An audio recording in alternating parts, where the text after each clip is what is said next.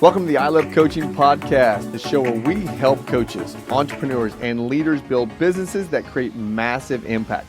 I'm Adam Roach, alongside my incredible co-host, Jess Webber, and we're here today to bring you the best strategies, mindset shifts, and real-life success stories to help you level up in your coaching journey. Whether you're launching your coaching business, scaling to 6 or 7 figures, or just looking for inspiration to push through, this podcast is your go-to resource. We're bringing you expert insights, real talk, and actionable items every single episode. So if you're ready to take your coaching game to the next level, then let's dive on in. Jess, we maybe should have done this episode over Halloween because it's going to get scary. And the title goes like this: how do I overcome fears that I don't say out loud? And this is going to be a scary one. This is going to be an uncomfortable one for some people, because here's the thing. You take some of these fears and you bury them down deep. And yet every day, those deep buried down fears are causing anchors in your progression to move forward. You're not moving forward because of these fears. And today, we're going to help you overcome these fears in 3 simple ways. Jess, let's do it. let's do it. I think this is, when we were first prepping for this episode, you said this is a heavy conversation. And yet I think it's a massively necessary one, because I think too often as entrepreneurs, coaches, whomever you might be, we like to move forward, and taking the time to address a fear is first feeling like you're giving it power, but secondly, it feels like you're slowing down. Mm-hmm. And so too often we have the habit of ignoring them or brushing them under the rug rather than dealing with them head on, which would then give us that much more momentum down the line. Well, and let's just have some fun here with the word fear. We've all heard the acronym before. Fear is false evidence appearing real. We have many times, and I know we all do this, so I'm not going to just say in my experience, because I know we all do this. We horribilize things in our heads, right? And I don't even know if that is a word, horribilize, but again, we're going to call it a word now, because we do that. Yet these fears are sometimes, Jess, we can say they're conditioned, right? We can say that fears are conditioned responses to uncertainty, to lack of clarity, to unknowns. But this is how I break down fear. This is what I think about fear. This was many moons ago. This was like our college days. We decided, myself and a couple other guys, to go up to South Dakota. And we went up to South Dakota to just kind of go hang out. I think one of my buddies had met a girl on spring break in Florida, and she lived in South Dakota. And he said, "Who wants to go take a road trip?" So we took a road trip. And Jess, I'd never been to South Dakota. Very cool. We got to see Mount Rushmore. Super cool. And then the people we were with decided to take us through the woods to go to this open space to watch a meteor shower. This was fear. I couldn't see my hand in front of my face. It was so dark. We had no headlamps. We had no phones back in the day for flashlights. We had nothing. And all I heard was sounds all around me. And again, I don't know what creatures are in South Dakota in the woods, but I'm thinking either a bear or a mountain lion or something was about to come get me. That was what scared the shit out of me. That's fear, right? The thought processes that we have, that we horribilize in our heads, that's actually not real. That's false evidence appearing real, right? And that's the way that I look at fear. Fear is when it's real life or death. That's scary. Not knowing if a mountain lion is going to come get me because I can't see. That's scary shit. Fear, though, excuse the language, around moving yourself forward is it's fake. It is. Well, it's perception versus reality. Mm-hmm. I like to remind the listeners that I have a small child. And yet one of the things that I had to help my husband and then my mother understand in raising him was not calling everything scary. Because they were labeling reactions as simple, visceral things like fear or being scared, when most of the time it wasn't actually something that was scary. Right. I was startled. And so my husband threw my child threw my mother for a loop by at 2 years old being able to say, you startled me instead of you scared me. Interesting. That's good. But it was we gave him this language of, oh, that loud noise, oh, you dropped a cup in the kitchen or something like that. That's not scary. That's not fear based. Mm-hmm. A different type of reaction. And so Mm-hmm. I think we as humans, from early childhood conditioning, like you were talking about, give fear and the action of being scared so much power. Yes, we And do. it's truly not even reality. It is something that we have created in our minds. It's your conditioning, right? It is the Yeah. conditioned response to something. And now let's Mm-hmm. go real quick into some biology, some chemistry of the actual brain. The brain has a job to keep you alive. That's it. Right? The brain has a job to keep you alive. Saber-toothed tigers, that's some scary stuff, right? So the brain's got to say fight or flight. But the brain also says this, and some people confuse this for fear. The brain says, my job also is to conserve energy. And Mm-hmm. as I conserve energy, I'm actually going to tell you this new thing that you think you're getting ready to go do. You probably can't do it. You should be scared, right? You should have some fear. Let's go pull some past conditioning forward because I don't want to exert a lot of energy in this new space because my job is to keep you alive. And if you exert energy, maybe a saber-toothed tiger might come get you, and I can't have the energy to tell you to run, right? That's me Yeah. being silly, but that's actually how the brain works. No, it's a survival response. So it's physiological, like you were saying, Mm-hmm. and yet it's not always truly fear. It's energy, like you That's said, right. which I think is a huge thing to recognize here. And Yep. so I wanna jump into this concept of how do we overcome fears, because I think we've Yes. given enough analogies that Well, aren't Adam being I afraid of ain't the scared cookies of in his this anymore, kitchen. Jess. Let's go. I ain't scared. Let's go. Let's give it to him. I ain't scared. Okay, I'm Okay. scared of trying to play tennis against Adam, but no. I'm scared of trying to play But tennis against my seriously, son. Yeah. first, right, or your children. I mean, Yes. although if I walk on the court, I probably am going to break something, so we won't even go there. But really, the first That step isn't fear, in you all. That is not fear. That's true reality. She probably would. So, Jess, we're going to keep you off the tennis court. That is not fear. That's I'm reality. saying things practically, not out of fear. Oh, that's funny. Y'all, I have Ehlers-Danlos. I can do stupid human tricks, and I do not play sports ball because it breaks Jess. And first thing to overcome your fears is honestly recognizing when you are feeling that fear response and breaking the silence personally on that. So it's not shoving it under the rug. It's not pretending it doesn't exist. It's not putting it on the shelf and saying, I'll deal with it later, but it's naming it, it's labeling it and identifying it, just like I did with my kiddo even at 2. Is this fear or not? And if it is fear, let's address it and name it. That's right. Yeah. And that is such a great first step of laying down privately. I would suggest doing this privately because you might have fears of sharing fears. So let's just do this privately. Make a list of everything that you have fear around specific to something you're getting ready to go do that's new. Right? So let's just take our approach to coaches coming into the community. What fear do they have? The very first fear that I know the majority of them have either had or have is, will I do the work? If I'm going to invest in myself, will I do the work? Most people will say that is a fear, but they won't admit it.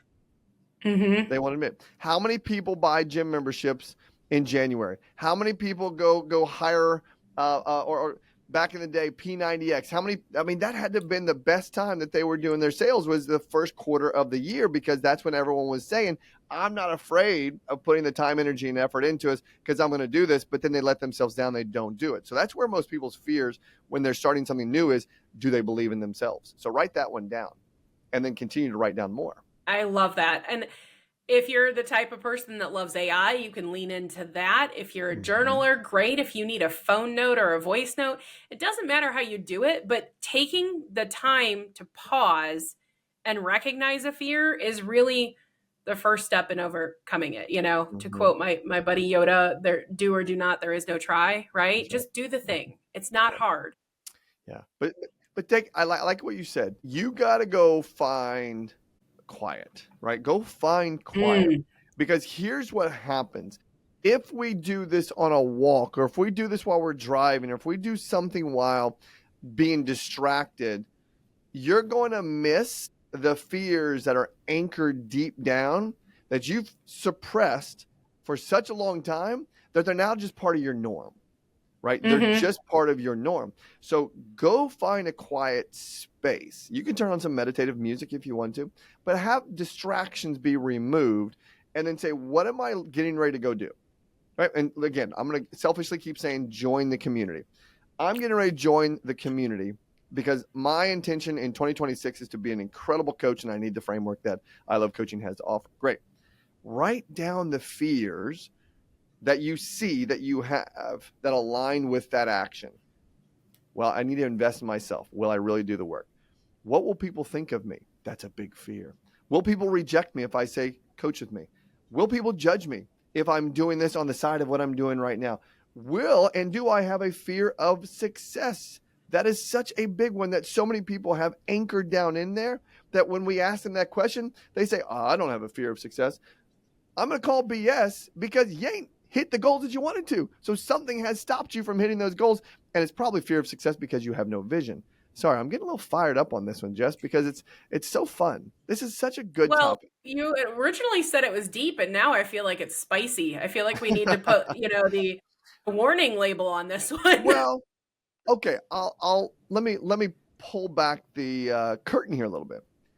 It's because this is a topic that we see so much in so many amazing people that they don't actually get to amazing. Or as Jim Collins wrote, the good to great. A lot of you are sitting at good because you're afraid of great. There's a Mm. fear of becoming great and reaching your potential. Now, I know that that's high Maslow language there, but at the same time, we see it so often. Such amazing people not hit great because of fear. And so I get fired up about this. Well, and that honestly leads me to what our second strategy is for overcoming this. Once you have them named, the next thing that you have to do is determine the cost of living Mm, in fear versus getting out of it. So, what is the opportunity cost if you get out, or what is the lost opportunity cost if you stay in? yeah. And that's there's so many ways to put a cost associated with that fear. And cost doesn't always have to be money. Cost could be time. Cost could be resources. Cost could be connections. Cost could be so many things. I'll give an example of this. Yeah, no, 2023. Anyway, I decided not to join high capacity leadership when it was launched. And because my fear was that it was going to take away time when I should be putting my head down and focusing on what I already had, right? And just that fear, the opportunity cost was 12 months of networking with amazing leaders from all across the country. I love coaching into a different stratosphere in that 12 months, right? Mm. And so if it costs $10,000 or $12,000 to join that, what was the opportunity cost lost that by not joining, I didn't get to connect with whatever 50, 75, 100 people that are amazing networkers across the country. I didn't get to network with them to set up speaking or podcasting opportunities. I didn't get to and continue to fill in the blanks. And what did all that cost me? Probably $500,000, $1 million Mm-hmm. because of Yeah. the fear that told me, keep your head down. Right? I Keep was your going head to down. say a minimum of X, if not, Sure. X in terms of the Yeah. investment versus the opportunity cost lost. And Mm-hmm. that's the thing that I think we often don't consider as well when we're moving at a fast pace, right? Or we're making Mm-hmm. decisions is we're like, "Oh, well, I can look at the investment cost and the payoff and be like yes or no." But when we're dealing with fear and that survival instinct and all of those things, we are not considering the lost opportunity cost here. Yeah. And so the pause in the quiet and the reflection space is a huge element to helping you overcome and start to identify patterns in yourself so that you don't allow yourself the space of losing these opportunities in the future. Right. And, Adam paused long enough to recognize that he needed to be in high capacity leaders and joined Mhm. for this coming year. And I have the privilege of going along with him. And yet it's one of those things where every time a new opportunity comes up, you have to sit there and consider it. And every time a fear comes up, you have to sit there and consider it. Well, I mean, and let's just take that as an example. So, Jess, I know that you had met John before at the summits, and which is fantastic. Though I didn't say yes to high capacity leadership, and which actually paused and or delayed your connection to John at even a deeper level. And Mm-hmm. now here we are, said yes to it this time. We were just in West Palm Beach a couple months or a couple weeks ago. Yeah. And you were sitting at John's table and I wasn't sitting at John's table. And I'm like, what just happened here? But that joking in the same breath, though, my job is to continue to open up as many doors for you as possible. And by saying no to something, I actually, the opportunity lost cost of that 12 months was I didn't get to continue to position you for success, right? And so again, going deep with your fears and then putting a cost next to it will really open your eyes. At least it helps me open my eyes to say, yeah, those aren't really fears. Those are past conditionings. Yeah. Yeah. Mhm. Well, I mean, honestly, I think that leads us into that third point here of overcoming fears. And it's when you've named them and identified the cost of them, then you can safely work through them and you don't have to do that alone. So, a Mm. lot of the clarity that you can get after naming comes through community. And we've seen Yes. that time and time again in our own growth journeys, as well Mhm. as the community we've created inside I Love Coaching. Totally. I'm opening up the chat right now inside of I Love Coaching and I want to read something without naming someone. And this is interesting because if we have the step one is listing your fears, as we have the step two of putting the opportunity cost, the step three is sharing it. This individual shared this in the community. And then she simply said, wanted to thank you all for the insight and the help, right? It's been a particularly tough week. Okay. Most people hold that inside. And I have some great things to look forward to. Just wasn't quite prepared for what came into my world. So thank you all for making me feel so accepted and not feeling like an outsider to be able to share to move forward. I mean, Mm. come on. That's just powerful right there. And if we think about sharing, and maybe it's just with a mentor, maybe it's with a peer, maybe it's with a coach, maybe it's with a small group, right? If you take that courage-based step to share, it's fascinating how you can remove or decrease the weight of that fear, right? Simply Mm-hmm. by sharing it with somebody else. And I say this to my clients all the time, my one-on-one clients, actually. We have a system. And that system is when they are beating themselves up and maybe fear is stepping in, and normally we keep it all inside. I have them, the system is that they send me the poop emoji. And that poop emoji is just to let me know where your head is, that you are in a shitty spot. And if I choose, I can reach out and send you a question mark, which is what I normally do. And I'll send a question mark, and then they will just reply and release, right? And they'll Mm-hmm. release of what's going on. And it just feels so much better. So sharing it with a community, Jess, sharing it with a peer, sharing it with a mentor, sharing it with somebody really starts the healing process, or at least the exposure process first. Well, and I think a key point that you said there is you're not eliminating it. You're exposing it and creating a structure or a system Mm-hmm. that allows a clear outlet. It allows the processing, or the language you used is the word release. So you're not Mm-hmm. holding on and internalizing that, and it's not Right. anchoring you, to use more of your language, the way that it was previously. And to Sure. me, that is the biggest part of this is, breaking those chains that are holding you back through identifying the fear and the cost of the fear, and then finding a safe space or outlet to let it go in. Yeah. Yeah. I'll give a personal example here. And the fear, here's the fear. The fear is, as I went through this process, was 3 a.m. Adam, right? The 3 a.m. Adam was waking me up. And whether it was, I always felt at 3 a.m. that I wasn't doing enough, right? That there needed to be more. I kept feeling that sense of more. And I hated 3 a.m. Adam. I just couldn't. I felt it really paralyzed me at times. And so I had journaled about it, right? So I journaled about it, and the opportunity lost cost was I tracked my HRV, I tracked my sleep all the time, and boy, it would sink when 3 a.m. Adam would show up, and I get really mad at 3 a.m. Adam. And so this was fascinating. So I'm gonna go a little spiritual here. And I was at my retreat, my men's retreat, a couple months ago, and I shared that at a big round table. So I stepped into courage and shared it. And one, I don't know, there's 25 guys roughly there.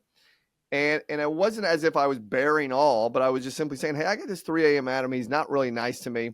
And he kind of creates anxiety and this types of things.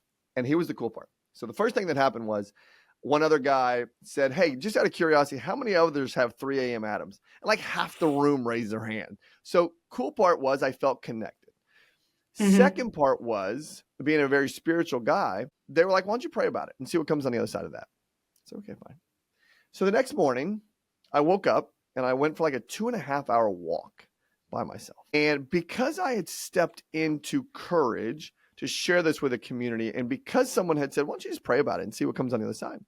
Now I'm going for this walk, and I'm praying for wisdom. I'm praying for strength, right? I'm praying for courage to get through this. And man, Jess, it hit me. And I heard, you can have more of everything you want.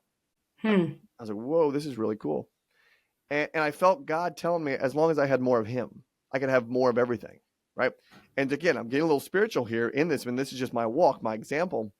And I thought, wow, how cool is this that I'm stepping into a path of my spiritual walk here. And I go back and I share this with the group that next night. And they were like, Adam, how cool is that? At 3 a.m., it ain't Adam waking you up and saying more. It's God waking you up and saying, you can have more of me. And that's just, I've slept like a baby since then, right? So I had this fear that this 3 a.m. Adam was always going to be there. I didn't share it with anybody ever. It kept messing with my sleep. I shared it with somebody, and I had this massive breakthrough. And 3 a.m. Adam, I haven't seen that SOB in probably 2.5 months. And so I'm happy about that. I just wanted to share that. I think that's a great example. And whether you're, of the same mindset or not, or belief system or not, there's still power in recognizing it and sharing it and addressing it rather than hiding from it. Because I think the whole point of that really is that 3 a.m. Adam, that's a tongue twister, y'all, was showing up because you weren't ever dealing with him. You were letting him stay that anchor, that fear. And you hadn't worked through and figured out how to overcome that fear or get out of survival mode. That's right. And so whatever it is, whether it's 3 a.m. Adam, 3 a.m. Jess, or anything else, I think there's so much power in the pause, the recognition, the naming, and the moving forward with some sort of clarity, some sort of structure, some sort of process to release that. And that is so cool.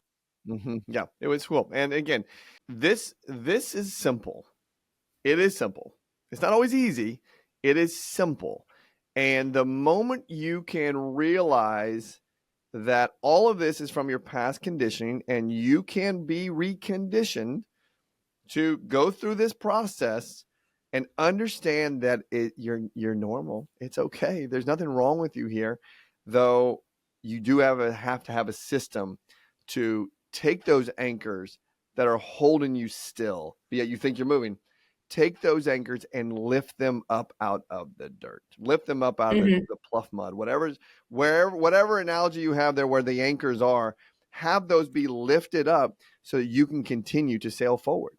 I mean, because other than that, you're going to be stuck. You will stay stuck. I'm going to tell you right now, if you don't do this exercise in 2026, you'll be stuck. Yeah. Or whenever you're listening to this episode, you're going to be stuck. Whatever. No matter no matter when. And so I would say to, as Adam likes to say, land this plane or Mhm. add the wind to your sails, since we were Beautiful. talking boats. Mhm. Um, we run a challenge recurrently because we know the power of community. And you might not be ready to step into something big, but you're ready to step out of fear. And so I would encourage you to join our challenge and connect with us and start that process of naming the fears and identifying the opportunity costs and finding other people who are doing the same thing so Mhm. that you can move forward and get bigger sales when you're ready. That's right. Yeah. I mean, the individual that I was reading what this person wrote in the community went through the challenge, right? Went through the Mhm. challenge, understood the process, and now is again still growing through this. So, yeah, go to ilovecoachingco.com/challenge and register for that today to start to release your fears and step into what you're feeling called to be doing. Yep. ilovecoachingco.com/challenge. Jess, great job. We'll see you next time, everybody.